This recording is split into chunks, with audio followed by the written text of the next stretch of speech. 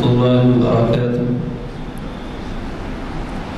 أعوذ بالله من الشيطان الرجيم. بسم الله الرحمن الرحيم. أفحسبتم أنما خلقناكم عبثا وأنكم إلينا لا ترجعون. فتعالى الله الملك الحق لا إله إلا هو رب العرش الكريم. ومن يدع مع الله إلها آخر لا برهان له به فإنما حسابه عند ربه إنه لا يفلح الكافرون.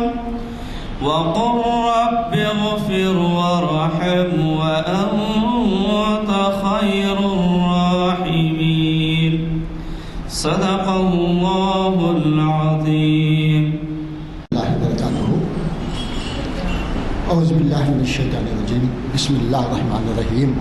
خذوا العفو وامروا بالعرف واعرضوا عن الجاہلین. صدق اللہ العظیم. برادران اکرام، یہ سورہ اعراف کی 199ویں آیت ہے، جس کے اندر اللہ تعالیٰ حضور اکرم صلی اللہ علیہ وسلم سے مخاطب ہو کر فرماتے ہیں، جس کے معنی ہیں خذوا العفو، درگزر کرنا، معاف کرنے کو تم اپنا شعار بنا لو، تم درگزر کرتے رہو، معاف کرتے رہو، اور اس کے ساتھ ساتھ وامروا بالعرف، جو نیک کام، بھلائی کے کام ہوتے ہیں، اس کی تم ترغیب کیا کرو، اس کی تم دعوت دیا کرو، بھلائی کے کاموں کی طرف لوگوں کو بلایا کرو. اس کے بعد تیسری بات اللہ تعالیٰ فرماتے ہیں وہ عارض عن الجاہلین، اور جو جاہل ہوتے ہیں، جو واضح طور پر سمجھانے کے بعد میں بھی کہ اچھا اور برا کیا ہے، حق و باطل کیا ہے، نیکی اور بدی کیا ہے، بتانے کے باوجود وہ بحث و مباحثے میں پڑتے ہیں اور اس کو مانتے نہیں یا اس کے خلاف ورزی کرتے ہیں، تو ایسے لوگوں سے تم اعراض کرو، ایسے لوگوں سے تم دور رہو، ان سے بحث میں مت الجھو. یہ اللہ کا حکم ہے. یہ تین باتیں اگر یہ ہم اپنی زندگی کے اندر عملی طور پر لے آئیں تو ہمارے بہت سارے مسائل حل ہو جائیں گے اور ہماری زندگی ایک نمونہ والی زندگی ہوگی اسلامی شعار کے اوپر. آج کے تعلق سے آج 29 جون ہے اور محفل اقبال شناسی کی 1076ویں محفل منعقد ہو رہی ہے جامع مسجد عالیہ گن فاؤنڈری میں، کانفرنس ہال میں، اور اس کو مخاطب کرنے والے ہی شہر کے مشہور و معروف شخصیت جناب پروفیسر مجید بیدار صاحب، جو کسی تعارف کے محتاج نہیں، اور ان کا دیا ہوا عنوان ہے اقبال کی شاعری روایت پسندی. میں گزارش کرتا ہوں کہ آپ بسم اللہ الرحمن الرحیم. اللہ کا لاکھ لاکھ شکر ہے کہ اس نے کچھ اہم باتیں، کچھ موضوع کے پس منظر میں مجھے اظہار خیال کا موقع دیا، آپ کو سننے کا موقع فراہم کیا. حاضرین کرام، کسی نقاد نے یہ کہا تھا اگر قرآن مجید ہندوستان میں اگر نازل ہوتا تو اس کی زبان غالب کی زبان ہوتی. میں اس میں ترمیم کرتے ہوئے کہوں اس کی زبان غالب کی نہیں، اقبال کی زبان ہوتی. فکر اور فلسفہ جو اسلام کا بنیادی وصف ہے، جس کے تحت سیرت النبی ہی نہیں بلکہ یہ حادث نبوی اور قرآنی آیات کا تطہیری انداز اگر کسی کے کلام میں ملتا ہے، پاک و صاف و شفاف انداز کسی کی شاعری میں ملتا ہے تو وہ علامہ اقبال کی شاعری ہے۔ لازمی ہے کہ بہت سی چیزیں بدلتی جا رہی ہیں، تبدیلیاں آ رہی ہیں معاشرے میں، سماج میں، انسانوں کی زندگیوں میں، اور روزمرہ رویوں میں بھی تبدیلیاں آ رہی ہیں۔ اب لازمی ہے کہ اکثر ہم یہ سوچتے ہیں کہ یہ روایت کیا ہے، درایت کیا ہے، حقیقت کیا ہے، یہ بہت سی باتیں ہمارے ذہنوں میں الجھن کا باعث بن جاتی ہیں۔ اس کو بھی جاننا ضروری ہے، کیا روایت اچھی چیز ہے، کیا روایت سے انحراف کیا جا سکتا ہے، یا روایت کو اختیار کرنا اچھا ہے یا خراب ہے۔ انگریزی میں روایت کے لیے ٹریڈیشن کا لفظ استعمال ہوتا ہے، اور روایت در حقیقت وہ تمام اچھائیوں کا نام ہے جس کے تحت ایک انسان اچھی اور خدا پرست زندگی گزارنا چاہتا ہے، اس کو روایت کہا جاتا ہے۔ ہر قوم میں، ہر ملک میں، ہر سماج میں، ہر طبقے میں کئی روایتیں ہوتی ہیں۔ اسلام صرف روایت کی نہیں بلکہ اسلام در حقیقت اسلام کے تعلیمات کی روایت کے تجزیے کا نام ہے۔ وہ روایات جو ہمارے مذہب نے، وہ روایت جس سے قرآن نے، وہ روایات جسے حضور اکرم صلی اللہ علیہ وسلم نے اختیار کر کے ہم کو اختیار کرنے کا موقع دیا، وہ روایت ہے۔ اس روایت سے انحراف ممکن نہیں ہے۔ اس لیے ممکن نہیں ہے کہ ہم کو حکم دے دیا گیا، جب کہہ دیا گیا کنتم خیر امۃ اخرجت للناس تأمرون بالمعروف وتنہون عن المنکر، تو بات ظاہر ہو گئی۔ اگر آپ اچھی امت بننا چاہتے ہیں، اچھائی پھیلانا چاہتے ہیں اور برائیوں کو روکنا چاہتے ہیں، تو آپ کا رویہ روایت کا رویہ ہونا چاہیے۔ یورپ میں نئی ترقیات کے پس منظر میں روایت کی مخالفت کی گئی، روایت کو نظر انداز کرنے کی تعلیم دی گئی، جس کا نتیجہ یورپ کی بے احتیاطی، بد تہذیبی، بد اخلاقی آپ کے سامنے موجود ہے۔ اس کی تفصیل میں جانے کی ضرورت نہیں۔ لازمی ہے کہ ایک مرد مرد سے شادی کرتا ہے، ایک عورت عورت سے شادی کرتا ہے، اور زندہ رہنے کے لیے ننگا رہنا ضروری ہے۔ پیدا جیسا ہوئے ہم ویسے ہی رہنا چاہتے ہیں۔ یہ سب جو ہے بد اخلاقی، بد تہذیبی اور بد مزاجی کا رویہ ہے جو یورپ میں چل رہا ہے، کیونکہ یورپ کے باشندوں نے یہ سمجھا کہ جتنی پرانی چیزیں اس کو چھوڑ دینا چاہیے، نئی چیزیں جو آ رہی ہیں وہ ہماری زندگی میں تبدیلی کا ذریعہ بنے گی، اور اس سے ہی ہماری زندگیاں کامیاب و کامرام ہوتی۔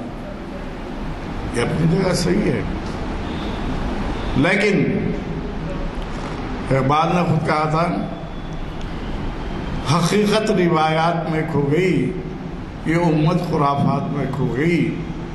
تو ہم مذہب کے چولے میں اوڑھ کر جن روایات کو مذہب نفی کرتا ہے وہ اختیار کریں تو اس کو چھوڑنا ضروری ہے۔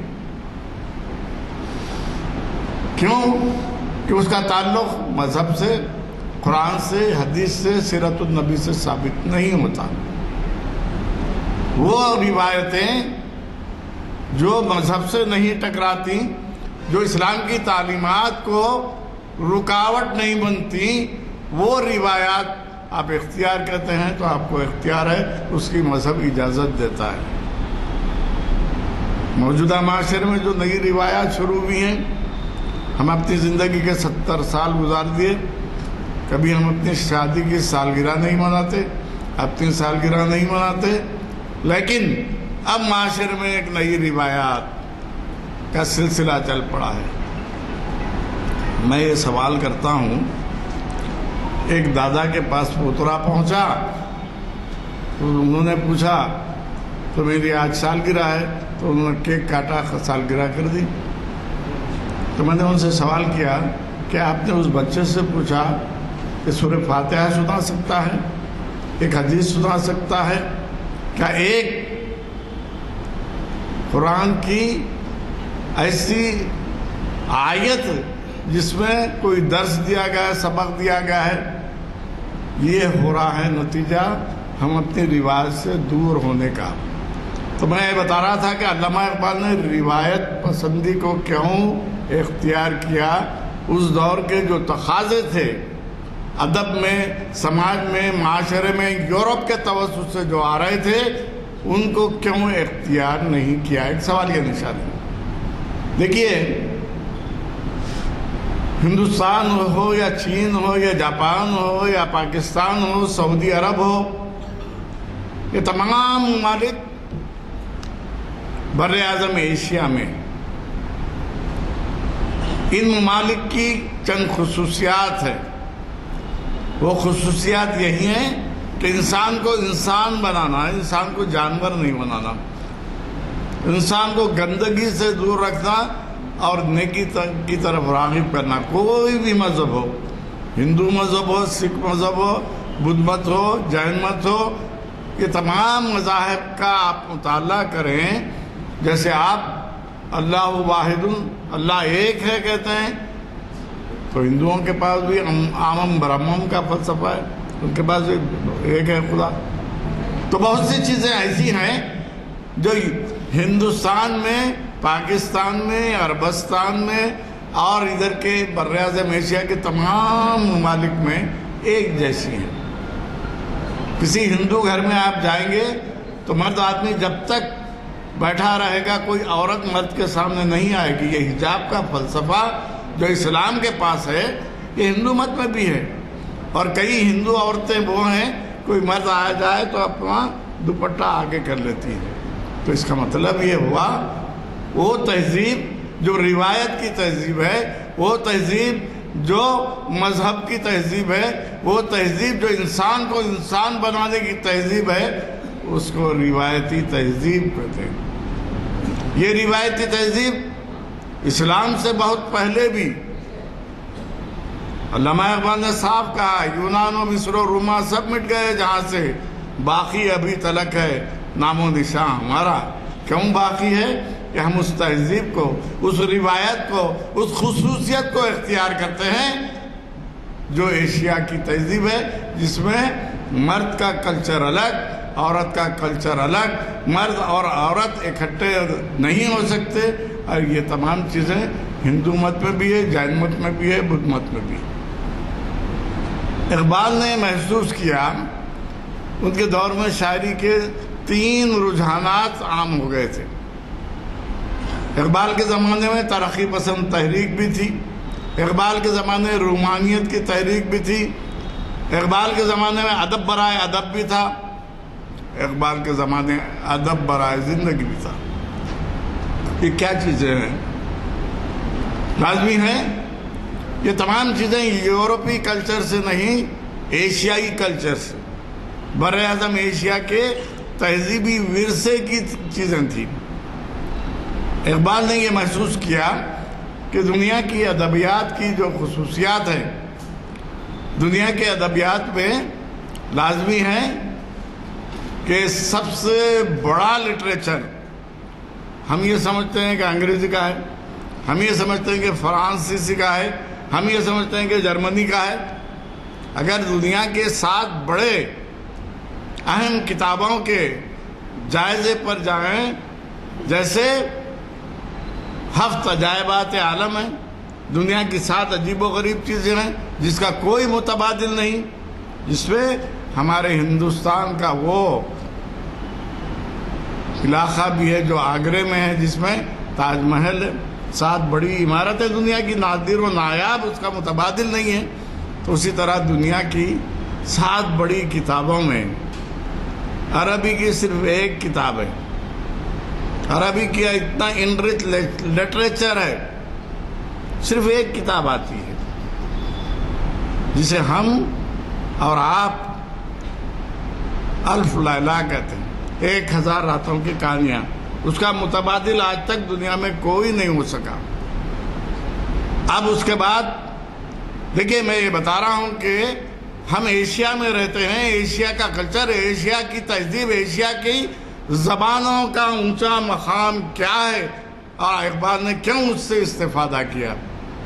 یورپ تو 16ویں صدی میں ایجاد ہوا، اس سے پہلے ریڈ انڈین کہا گیا، وہ بیچارہ جا رہا تھا ہندوستان کی تلاش میں، پہنچ گیا امریکہ تو اس نے سمجھا یہی ہندوستان ہے، ان کو نام دے دیا ریڈ۔ 16ویں صدی میں اس سے پہلے نہ تہذیب، نہ شائستگی، نہ انسانیت، جانوروں کی طرح رہتے تھے۔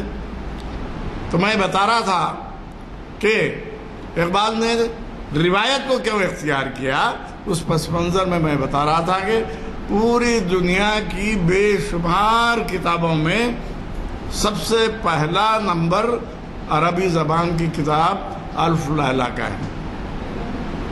ہم الف لیلہ بولتے ہیں، عربی میں الف سنتن کہا گیا، 1000 کے لیے 1000 راتوں کی کہانی ہے۔ وہ کیا ہے، اس میں علاؤالدین کا جادو چراغ بھی ہے، حاتم طائی کے قصے بھی ہے، بے شمار اخلاقی، تہذیبی اور شائستگی کے قصے وہ 1000 راتوں میں پیوست ہے۔ اس کا متبادل ابھی تک دنیا کی کوئی کتاب نہیں ہو سکی۔ اس کے بعد ہم دیکھیں 3 بڑی کتابیں جو فارسی زبان سے آتی ہیں۔ میں بتا رہا ہوں کہ ہماری روایت کیا ہے، اس روایت کے پس منظر میں سب سے پہلا فارسی کی مشہور کتاب رباعیات عمر خیام، خود اردو میں 25 ترجمے ہو چکے ہیں، دنیا کی ہر زبان میں رباعیات عمر خیام کا لاجواب شعری مجموعہ۔ یہ ہماری وہ تہذیب، وہ روایت جو ایشیا میں دکھائی دیتی ہے۔ اس وقت تک تو یورپ نہ لوگ پہچانتے تھے، وہاں کے لوگوں کو جانتے تھے۔ دوسری مثنوی مولانا روم، وہ بھی فارسی میں لکھی ہوئی ہے۔ مثنوی مولانا روم، اس کا ایک ایک شعر، ایک ایک حکایت دنیا میں علامت کا درجہ رکھتی ہے۔ اور تیسری بڑی کتاب وہ ہے حافظ شیرازی کا کلام۔ فارسی سے 3 کتابیں ہیں، عربی سے صرف 1 کتاب ہے۔ آئیے اب ہندوستان کی سرزمین پر سنسکرت کی صرف 1 کتاب ہے۔ دنیا کی سب سے بڑی جنگ کی کیفیت جس کتاب میں لکھی گئی اور جس کو انگلش میں، ہمارے پاس اردو میں اس کو رزم نامہ، رزمیہ شاعری، ایپک پوئٹری، دنیا کی بہترین ایپک پوئٹری رامائن میں ہے، جو سنسکرت میں ہے۔ 3 کتابیں فارسی سے آ رہی ہیں، 1 عربی سے آ رہی ہے، 1 جیسے میں نے آپ کو بتایا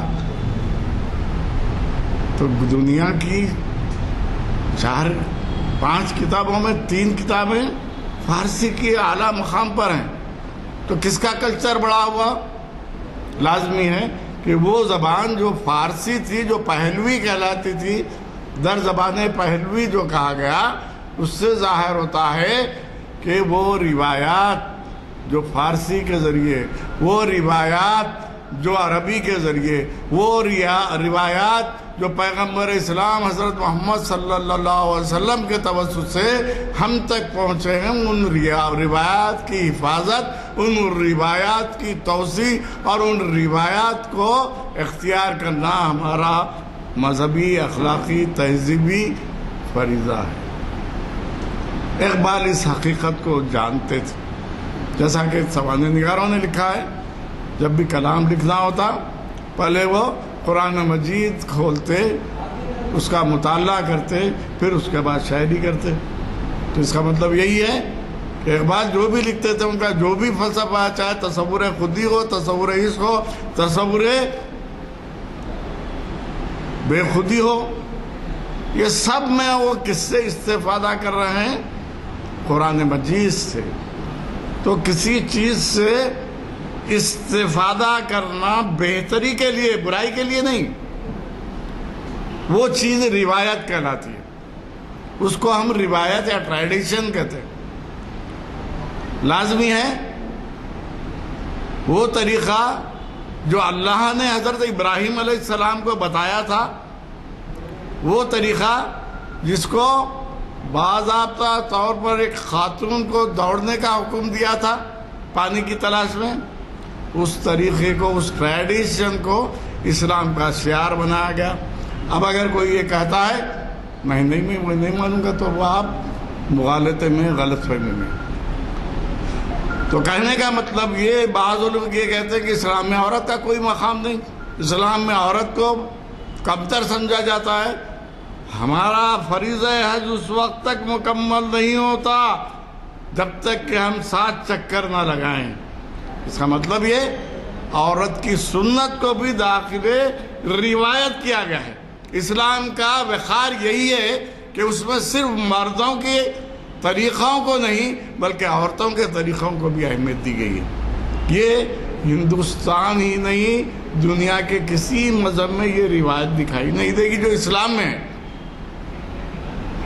کوئی بھی آپ تاریخ کے اوراق الٹیے، ہندوستان کی تاریخ پڑھیے، جتنے بادشاہ گزرے ہیں ان کو دیکھیے تو ان کے پاس ایسی کوئی روایت دکھائی نہیں دیتی۔ ہاں، باپ کی عزت کرنا، ماں کی عزت کرنا، احترام کرنا ہر مذہب، ہر تہذیب کا ورثہ ہے۔ اگر وہ کوئی شخص سوتیلی ماں کے حکم کی تعمیل میں 14 سال کا بنواس گزارتا ہے تو وہ بھی اس کا وقار ہے، اس کی بڑائی ہے، وہ بھی ٹریڈیشن ہے۔ ہم اس کا انحراف نہیں کرتے۔ لیکن میں یہ جو بتا رہا تھا، اقبال کی نظر میں مرد و خواتین برابر ہیں۔ اقبال نے اسلام کے اس شعار کو، اس طریقے کو، اس اصول کو اپنایا جس کے ذریعے اللہ تعالیٰ نے دونوں کو ایک دوسرے کی جوڑی بتایا اور دونوں کو ایک دوسرے کا ساتھی بتایا۔ تو میں بتا رہا تھا کہ روایات جو معاشرے سے، سماج سے آگے بڑھتی ہیں، ان روایات کے پس منظر میں چند اہم باتیں میں نے، انگریزی کی ایک ہی کتاب ہے، میں نے عربی کی، فارسی کی 3 کتابیں اور سنسکرت کی، دنیا میں شیکسپیئر کے ڈراموں کا مماثل کوئی ڈرامہ نہیں، انگریزی کی ایک۔ تو کہنے کا مطلب یہ، کون سی روایت قابل قبول ہے، کون سی روایت ناقابل قبول ہے۔ فارسی کا پورا 3 کتابوں کا لٹریچر ہمارے سامنے ہے۔ تو اقبال نے یہ تمام لٹریچر سے، ان تمام تہذیبوں سے استفادہ کیا تھا، اس لیے انہوں نے اپنی شاعری کو، اپنے کلام کو روایات سے وابستہ رکھا۔ اقبال کے زمانے میں آزاد نظم بھی شروع ہو چکی تھی، آزاد شاعری بھی شروع ہو گئی تھی۔ اقبال کے زمانے میں جس کو قافیہ ردیف جوڑنا کہتے ہیں، علم عروض فاعلات فاعلات فاعلات، 4 مکھی 4 جوتے 4 لات وزن پہ، ایسی شاعری بھی تھی۔ ریل جاتی ہے ریل آتی ہے، ریل آتی ہے ریل جاتی ہے، ایسی شاعری بھی تھی۔ ویسے وقت اقبال نے بذات خود فیصلہ کیا، وہ پابند نظم لکھیں گے، وہ پابند غزل لکھیں گے، وہ مثنوی لکھیں گے، وہ مرثیہ لکھیں گے، اور انہوں نے رباعیات، خطات، یہ پوری جو روایت ہے عربی اور فارسی شاعری کی، اس روایت کو اقبال نے اپنی شاعری کا مرکز بنایا۔ ہم اگر دیکھتے ہیں عربی فارسی کا لٹریچر بڑا وقی ہے، ہم اپنے اردو لٹریچر کی طرف توجہ کرتے ہیں، طویل مستمعہ لکھی جاتی تھی، لیلا مجنوں کے قصے شاعری میں لکھے جاتے تھے۔ اقبال نے کہا نہیں، کیونکہ اقبال سے پہلے جو نئی نظم کے بانی ہیں، جنہوں نے نئے انداز کی مثنوی لکھی، اور خواجہ الطاف حسین حالی کے نام سے ہم جانتے ہیں، 1914 میں انتقال ہوا۔ حالی نے نظم کی روایت شروع کی، موضوعاتی نظم، نیچرل نظم، ورنہ نظم کا شمار تو اردو میں تھا ہی نہیں۔ 1875 کے بعد یہ تمام چیزیں شروع ہوتی ہیں۔ تو اقبال نے شاعری کی اس روایت کو اختیار کیا جو دنیا کی بہترین شاعری کی روایات ہے۔ حسن و عشق کی باتوں کو مثنوی میں پیش کیا جاتا تھا، لیلا مجنون، شیریں فرات، ایسے کئی قصے مثنویوں میں موجود ہیں۔ دکن کی شاعری میں دیکھ لیجئے، غزل کی شاعری میں۔ یہ اور بات ہے کہ قلی قطب شاہ نے غزلیں بھی لکھی، نظمیں بھی لکھی، تو اس نے غزل کے لیے جو رنگ اختیار کیا، نظم کے لیے جو رنگ اختیار کیا، اب لازمی ہے غزل لکھ رہا ہے تو شاعر کیا کہہ رہا ہے؟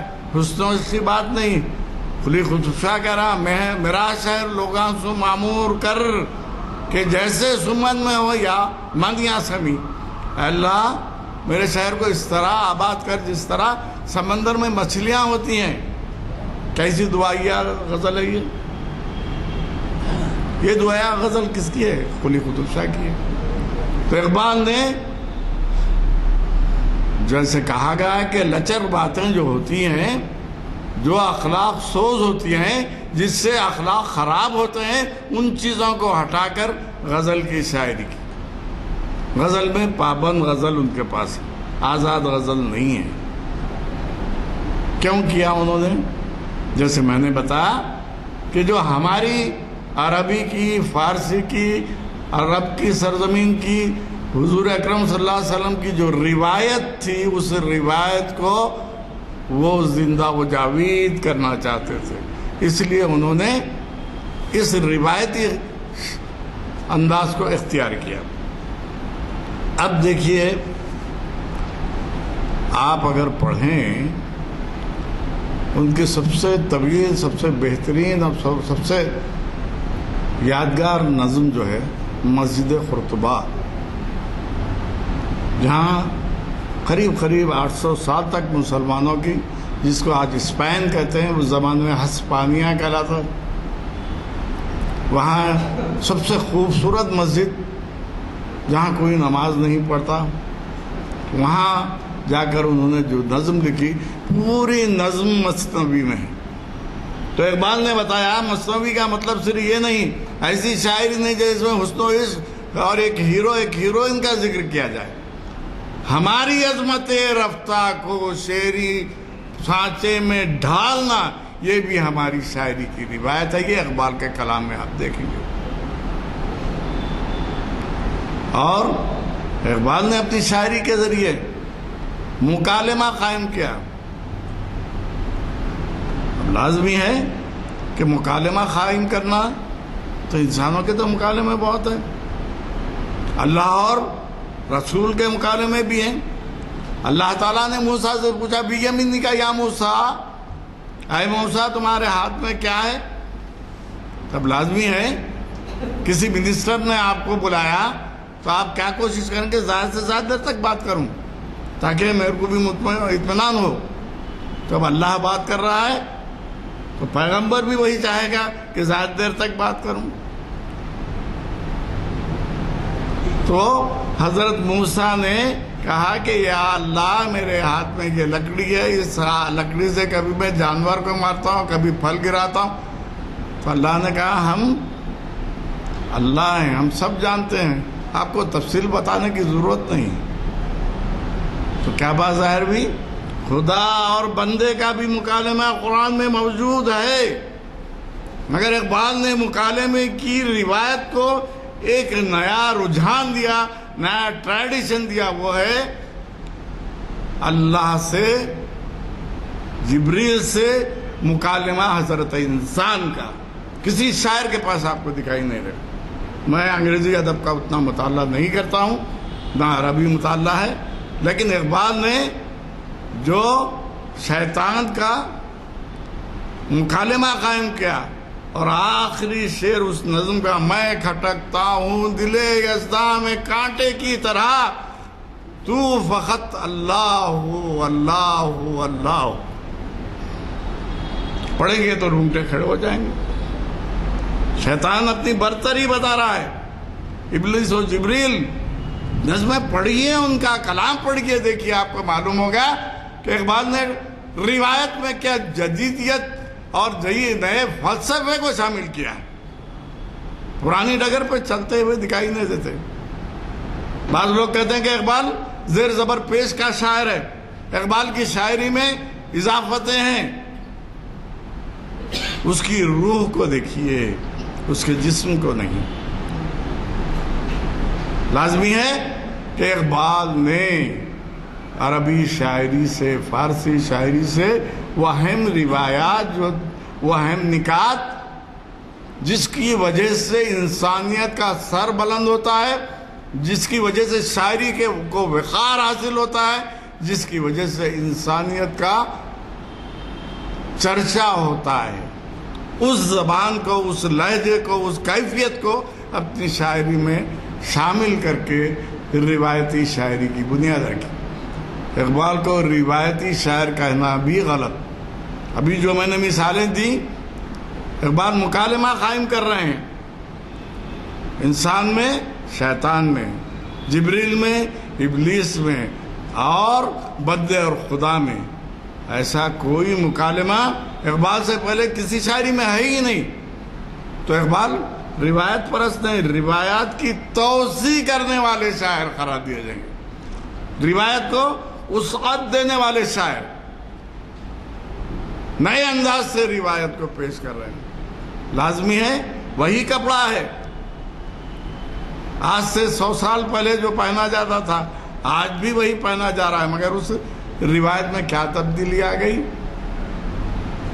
کبھی اس کو سوڑ کہا جا رہا ہے، کبھی اس کو سفاری کہا جا رہا ہے. کپڑا تو وہی ہے، اس کی تراش خراش بدل رہی ہے. تو آپ اس کو نام دے کے یہ بہترین چیز ہے. کپڑا تو نہیں بدلا جائے گا نا، چمڑا تو نہیں پہنے گا وہ.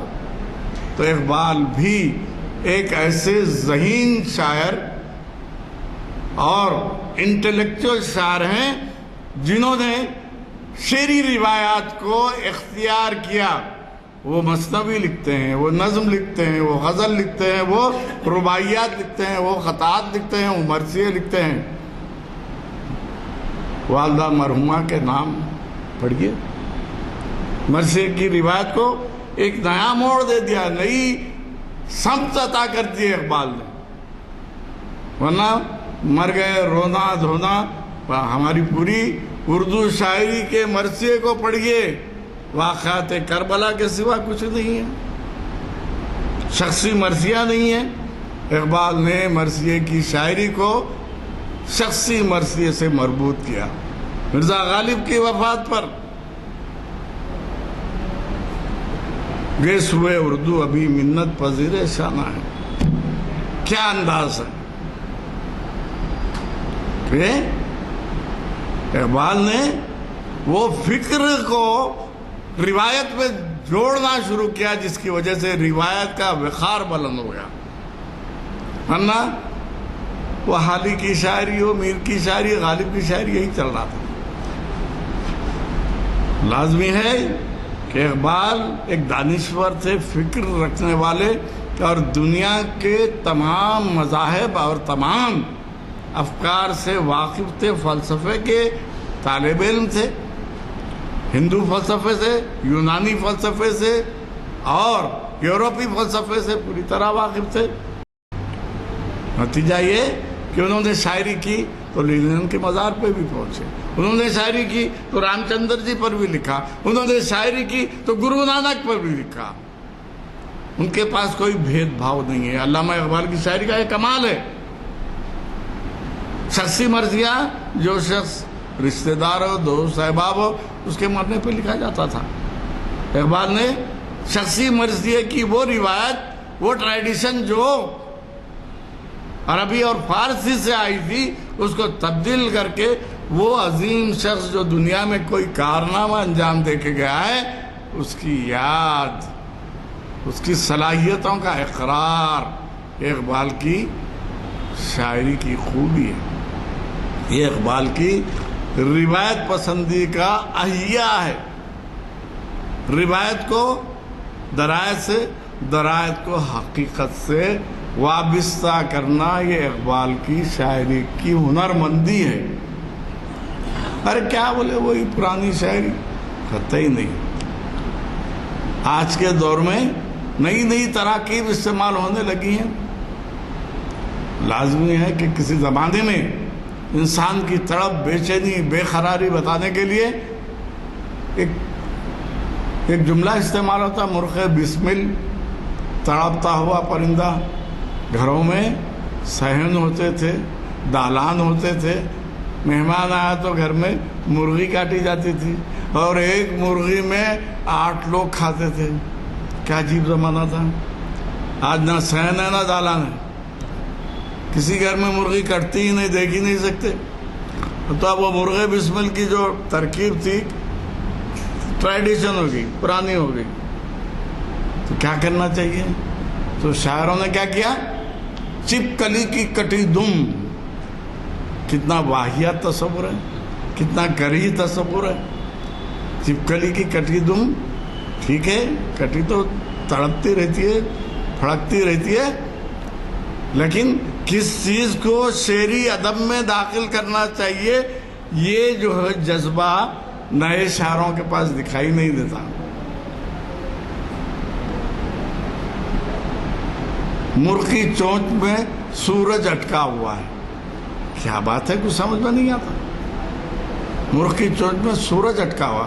مگر بعض ایسے بھی شاعر ہیں جس نے غزل کے ذریعے، شاعری کے ذریعے اقبال کے بعد لفظیات کو نئے معنی پہنائے. عادل منصوری نے نظم لکھی، جب ہندوستان، پاکستان، دنیا کے حالات دیکھے تو مصرع ایک لکھ دیا، جب زخمی سورج نے آنکھ کھولی یہاں. دنیا کے حالات دیکھ کر سورج کے آنکھوں میں آنسو ہیں، زخمی ہو گیا کہ یہ کیا ہو رہا ہے. زخمی سورج کی جو ترکیب ہے کتنی معنویت لی ہوئی ہے. میں یہ بتانا چاہ رہا ہوں کہ علامہ اقبال نے شاعری میں روایت کو اختیار کیا، لیکن نئی لفظیات بھی ان کے پاس معنویت کے ساتھ ہے، معنویت اور فکری احساس کے ساتھ ہے. ایسا کمال اردو کے بہت کم شاعروں میں ہے. ترقی پسند شاعری آئی اور وہ تمام چیزیں آ گئیں جس کو چھپا رکھنا چاہیے تھا.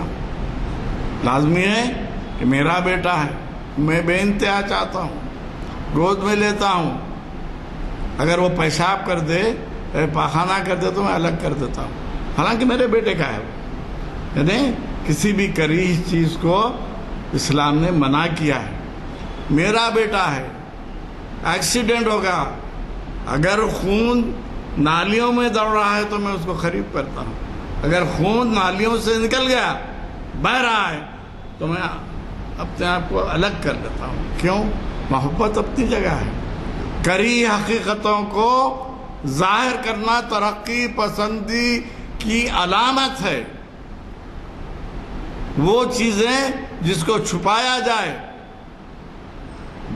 وہ بیڈ روم شاعری جو آ گئی ترقی پسند شاعری میں، اقبال کے دور میں شروع ہو چکی تھی. اقبال نے اس کی مخالفت بھی نہیں کی، وہ طریقہ بھی نہیں اختیار کیا، جس سے ظاہر ہوتا ہے کہ اقبال نے شاعری کے توسط سے نئے رجحانات، نئے افکار، وہ طریقے جو اسلام نے، قرآن نے، رسول اکرم صلی اللہ علیہ وسلم نے اختیار کیے تھے، اس کو توسیع دینے کا کارنامہ انجام دیا. اقبال کی یہ روایت پرستی ہے، روایت پسندی ہے. حاضرین کرام، بڑے دکھ کی بات یہ ہے کہ حیدرآباد میں تھے، بہت اچھے شاعر تھے، اور جو ہے جنہوں نے غزل کی شاعری کو امتیاز دیا، انہوں نے لکھا تھا، تھک تھک کر اس راہ میں آخر ایک ایک ساتھی چھوٹ گیا، فصل گلائی یا جلائی کیوں در زندہ کھلتا ہے، کیا کوئی وحشی اورا پہنچا یا کوئی وحشی چھوٹ گیا. یہ جو شاعری ہے، یہ شاعری کا ایک ایک شعر جو ہے ہمارے دل کے قریب ہے. ہم جانتے ہیں کہ ہمارے وہ دانشور جو ذہن و فکر کی علامت تھے، وہ دانشور جنہوں نے ہمیں رہنمائی دی تھی، وہ ایک ایک ساتھی ہم سے چھوٹتا جا رہا ہے. اور آپ جانتے ہیں 2 روز پہلے جسٹس اسماعیل صاحب ہمارے درمیان میں نہیں رہے. سب کو جانا ہے، لیکن ایسے لوگ جو قوم، ملت، سماج، معاشرے اور معاشرت کی نمائندگی کرتے ہیں، ویسے لوگوں کا گزرنا بہرحال. اور سب سے عجیب و غریب بات یہ ہے کہ ہماری دوسری صف تیار نہ رہی. ہم اپنے آنے والوں کو تیار نہیں کر رہے ہیں. اس کی طرف توجہ دینے کی ضرورت ہے. تو میں آپ لوگوں سے گزارش کروں گا کہ جسٹس اسماعیل صاحب کی رحلت پر ان کی مغفرت کی دعا کریں. اللہ تعالیٰ ان کو اعلیٰ مدارج پر پہنچائے، جس طرح وہ ہندوستان میں، دکن میں، حیدرآباد میں جسٹس کے نام سے مشہور تھے، اور انہوں نے جو خدمات انجام دی اس کو قبول کرے اور ان کی مغفرت فرمائے. اس کے بعد میں گزارش کرتا ہوں سینئر ایڈوکیٹ صاحب سے کہ وہ اپنا اظہار خیال. حضرات، ابھی تذکرہ ہوا ہمارے سابق سیشن جج کو رکن انسانی حقوق کمیشن مرحوم اسماعیل صاحب کی رحلت کے اوپر ذکر آیا.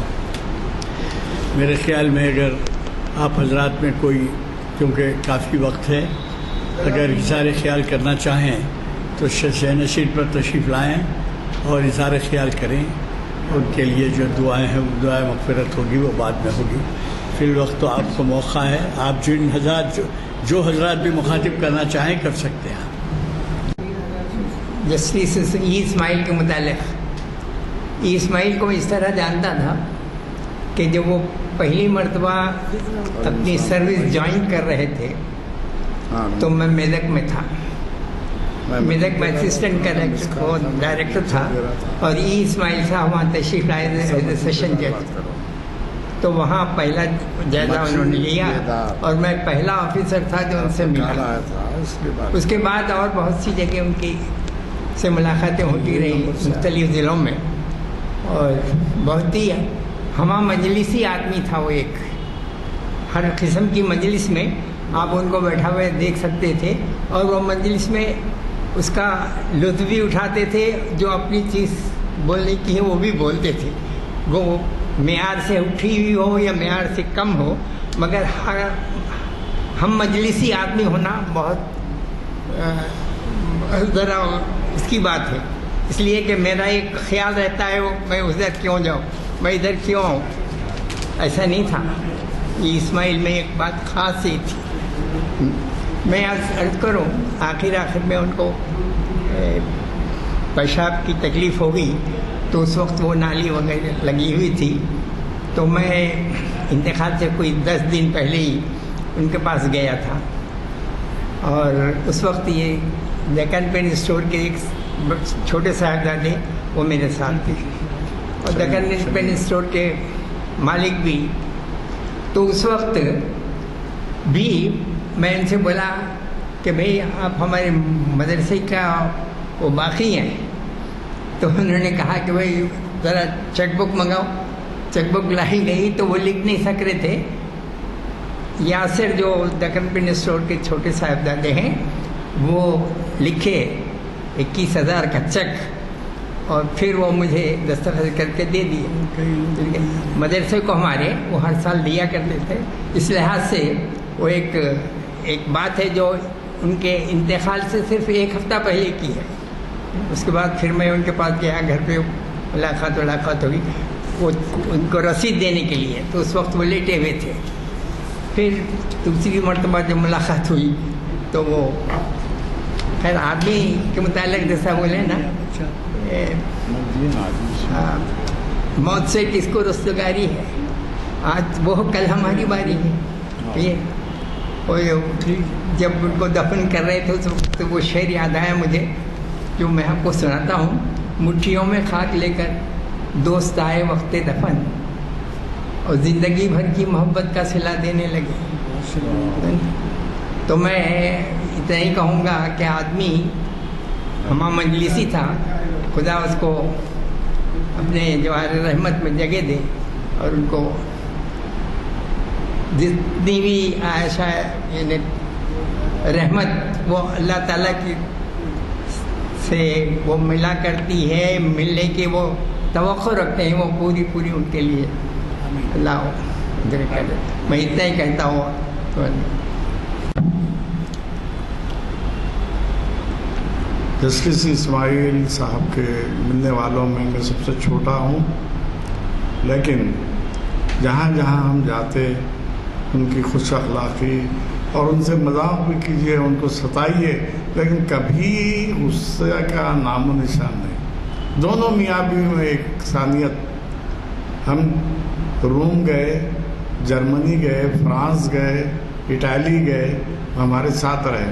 معصومیت کا یہ عالم، جس طرح ایک چھوٹا بچہ معصوم ہوتا ہے، اس قسم کی معصومیت تھی. ماشاءاللہ. اس قسم کی معصومیت تھی. جب ہم اٹالی سے جرمنی پہنچے، شام کا وقت تھا، تو مجھ سے کہنے لگے، رے مجید بیدار، میں جو ہے ہوٹل میں اپنا پیسٹ بھول کے آ گیا. دیکھیے انسان کی اخلاقی جرأت کیا ہوتی ہے، وہ بتانا چاہ رہا ہوں. تو میں نے کہا کہ میرے پاس لے لیجیے. رات تھی، پہنچ گئے اور میں نے اپنے روم کا نمبر بتا دیا. 101 بھول گئے. وہ صبح اٹھے تب پیسٹ کی ضرورت محسوس ہوئی. میرے دوست ڈاکٹر مخدوم محی الدین بھی تھے، تو وہ جا کے انہوں نے ان کے دروازے پر بیل دبائی. تو مخدوم نے کہا کیوں بھائی کیا بات ہے؟ اور مجید بیدار کا نمبر کیا ہے؟ 3 لوگوں سے پوچھتے رہے مگر ان سے پیسٹ لینا مناسب نہیں سمجھا. جس کو کہا اس سے ہی لینا. اللہ تعالیٰ نے اتنا دل دیا تھا، مختلف اسلامی اداروں کو، مسلمانوں کے اداروں کو امداد کیا کرتے. 110 سال پرانا اشرف المدارس اسکول ہے، اس کو بھی چندہ دیتے تھے، کسی کو نہ نہیں کہتے تھے. اور دوسری اہم بات، اخلاق کے بڑے اعلیٰ درجے پر فائز تھے. کبھی اونچی آواز میں بات نہیں، کبھی کسی کے خلاف بات نہیں، ہر وقت مسکراتے تھے، چہرہ مسکراتا ہوا. یہ خوبی ایمان والے کی خوبی ہے، یہ خوبی اللہ والے کی خوبی ہے. اللہ تعالیٰ نے ان کو وہ صلاحیتیں دی تھی. ہم کو دعا کرنا چاہیے کہ اے اللہ یہ صلاحیتیں ہر مومن کے لیے تو وقف کر دے، ہر مومن کے دل میں یہ جذبہ پیدا کر دے. کیوں کہ دن بدن معاشرہ ایسا ہوتا جا رہا ہے، ماں باپ کو پوچھنے والے نہیں، اداروں کو پوچھنے والے نہیں، اداروں کی بدحالی. تو ایسے وقت جسٹس اسماعیل صاحب کا گزرنا ملت کا بہت بڑا نقصان ہے. اور ہم نے جو محسوس کیا چند برسوں میں، حیدرآباد آ کے مجھے 25 سال ہو گیا، تو 25 سال میں ان کے ساتھ ہم ہر اتوار کو ناشتہ کیا کرتے تھے. ہماری ایک جو ناشتہ پارٹی ہے یہ لاک ڈاؤن کے درمیان بند ہو گئی تھی، تو گزشتہ یوں سمجھیے کہ 2 مہینے سے وہ نہیں آ رہے تھے، لیکن ہم پہنچتے ہی وہ باضابطہ جو ہے اپنی فوٹو کے ساتھ بات کرتے تھے. بہت نحیف ہو گئے تھے.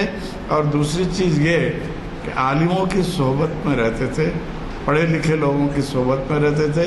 آپ کو سن کے تعجب ہوگا، رات میں 10 بجے انتقال ہوا، 5 بجے 6 بجے تک مفتی سید صادق محی الدین صاحب فہیم ان کے گھر پہ موجود تھے.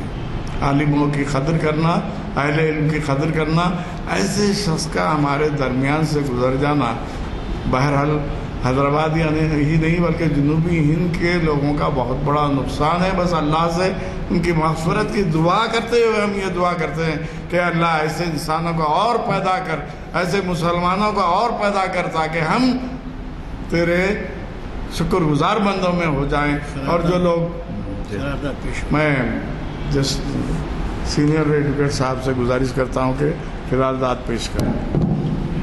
السلام علیکم حضرات. زیادہ دن نہیں ہوئے، ابھی شاید پچھلی محفل میں موجود تھے. یہ قدرت کا قانون ہے، کچھ اس میں کہا نہیں جا سکتا کہ وہ اتنا جلد ہم سے جدا ہوں گے. یہ سمجھے قرارداد ایک تعزیت کی ہماری، بعد میں دعا بھی ہوگی.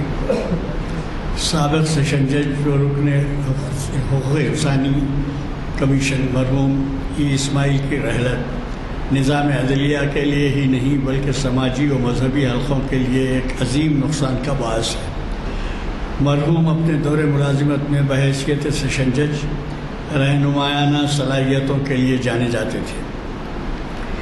ان کی قوم و ملت کے لیے خدمات سماجی حلقوں میں کبھی بھی بھلائی نہ جا سکیں گی۔ جامع مسجد عالیہ میں بپابندی محافل کے لیکچرز کو بڑے ہی دلچسپ انداز میں مخاطبت سے مسلیوں نے لامتناہی فائدہ اٹھایا۔ یہ تو سب آپ گواہ ہیں کہ یہ کوئی خاص بات تو بنی رہی۔ خالق کائنات سے دعا ہے کہ مرحوم کی روح کو اپنی جوار رحمت میں جگہ دے اور ان کے پسماندگان کو صبر جمیل عطا فرمائے۔ حاضرین کرام، ہماری قوم اور ملت کا ایک بہت بڑا نقصان ہوا ہے۔ جیسے ابھی آپ نے سنا کہ وہ مختلف اداروں کو آخری مرحلے تک بھی چندے دینے اور معمولی نہیں بہت بھاری رقومات وہ دیا کرتے تھے۔ اب لازمی ہے، یوں کہا جا سکتا ہے، ہمارے وہ ملی ادارے یتیم و یسیر ہو گئے ہیں۔ اللہ تعالیٰ ان کو بچائے اور ان کی روح کو جنت الفردوس میں اعلیٰ مقامات پر فائز فرمائے۔ دعا کے ساتھ ہم اس کو اختتامی مرحلے میں پہنچتے ہیں۔ اللہم صلی علی سیدنا مولانا۔ یہ پہلے آپ بتا دیجیے پروگرام آئندہ مہینے کا پروگرام اعلامیہ چھپ کے آگے ہیں، لیتے جائیے، دے دیے ہیں، تقسیم ہو گئے ہیں۔ اور اس کے بارے میں خاص طور پہ مجھے یہ کہنا ہے کہ 1 سے زائد لیجئے، 2، 4، 6، 8 اور آپ اپنے حلقوں میں تقسیم کیجئے، مسجدوں میں بھی لگائیے اور پھر دونوں طرف پڑھے جا سکیں، جیسے اردو میں بھی انگلش میں بھی، کیونکہ آج کل ہمارے نوجوان بچوں کو اردو نہیں آتی، تو لہٰذا ذرا اس کا خیال رکھیے۔ اور ہمیشہ جیسی میری شکایت رہتی ہے کہ محفل میں نوجوان کم آتے ہیں، اس کی طرف آپ توجہ دیں تو بہت ہی مناسب ہوگا۔ آپ یہ میں پھر سنا دوں کہ یہ 2 جولائی کو والدین کے ساتھ محسن سلوک اور ہماری غفلت، محسن سلوک اور ہماری غفلت، یہ محمد عنایت اللہ شریف اسلامی کانفرنس ہال میں تاریخ اسلام کی 961ویں نشست کو مخاطب کریں گے۔ اور پھر پیر کے دن حج ایک تربیت، کتنا اہم ہے سنیے، حج ایک تربیت ایک مشن، حافظ محمد اسحاق کمال قادری، جو آپ جانتے ہیں کہ بڑے عالم ہیں اور ہر مہینہ ایک لیکچر ان کا ہوتا ہے۔ کانفرنس ہال میں شریعت انفارمیشن سروس کی 857ویں نشست کو مخاطب کریں گے۔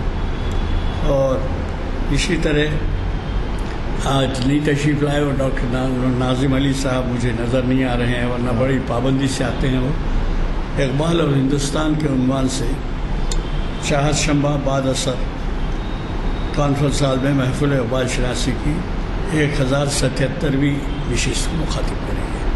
مجھے قوی توقع ہے، میری ہمیشہ سے جیسی شکایت رہی آج بھی ہے کہ نوجوان سنی ہے، اگر آپ ایک ایک نوجوان کو ساتھ لا لیں تو ہمارے لیے بہت ہی ہمت افزائی کی بات ہوگی۔ میں چونکہ محفل کے اختتام کا اعلان ہو رہا ہے، دعا کی گزارش کرتا ہوں۔ اللہم صلی علی سیدنا مولانا محمد وعلی آل محمد وبارک وسلم۔ ربنا آتنا فی الدنیا حسنۃ وفی الآخرۃ حسنۃ وقنا عذاب النار۔ اللہم احفظنا من کل بلاء الدنیا وعذاب الآخرہ۔ اللہم انک عفو وتحب العفو فاعف عنا یا کریم۔ رب اجعلنی مقیم الصلاۃ ومن ذریتی ربنا وتقبل دعا۔ ربنا اغفر لي ولوالدي وللمؤمنين يوم يقوم الحساب۔ اللهم اهدنا الصراط المستقيم۔ اللهم اجرنا من النار۔ اللهم احفظنا من كل بلاء الدنيا وعذاب الآخرة بفضل سبحان ربك رب العزة عما يصفون وسلام على المرسلين والحمد لله